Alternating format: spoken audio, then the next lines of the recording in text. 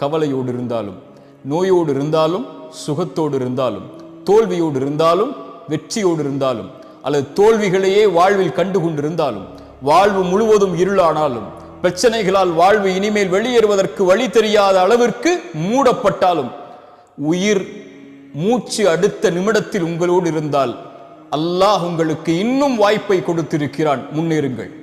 எதையும் வாழ்வில் ஜெயித்து விடலாம்.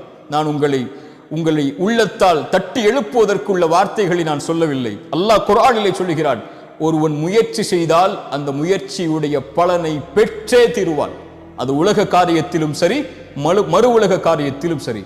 இந்த உலகத்தில் இருக்கக்கூடிய மனிதர்கள் முடிவை பார்க்கக்கூடியவர்கள். வெற்றி அடைந்தாயா என்பதைத்தான் பார்ப்பார்கள். அது ஒரு முஃமினுடைய இலக்கல்ல.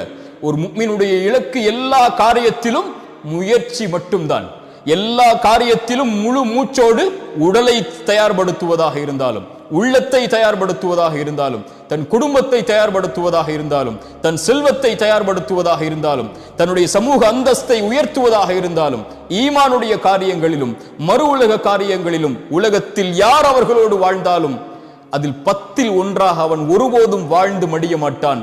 உலக வாழ்வில் இருந்து அவன் கண்ணை மூடும் போது எல்லோர்களை விடவும் அல்லாஹ்விடத்தில் நான் மேன்மையானவனாக, இறை நம்பிக்கை கொண்ட பலமான உறுதியோடு வாழக்கூடிய, அல்லாஹுடைய கதரை உள்ளத்தாலும் உடலாலும் மனதாலும் ஏற்று வாழக்கூடிய இறை நம்பிக்கையாளனாகத்தான் அவன் வாழ்ந்து மறைவான் என்று இருக்கக்கூடிய இறை நம்பிக்கையாளர்களை அல்லாஹ் நேசிக்கிறான். சுப்ஹானல்லாஹ். இந்த செய்தியை விவரித்துக் கொண்டே போகலாம். அல்லாஹ் எம்முடைய உள்ளத்தை உறுதிப்படுத்தட்டும்.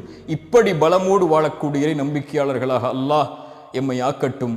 மன உறுதியோடு உடலாலும் உள்ளத்தாலும் செயலாலும் சிந்தனைகளாலும் எண்ணத்தாலும் வாழக்கூடிய இறை நம்பிக்கையாளர்களை அல்லாஹ் நேசிக்கிறான், பலமில்லாத இறை நம்பிக்கையாளர்களை விட.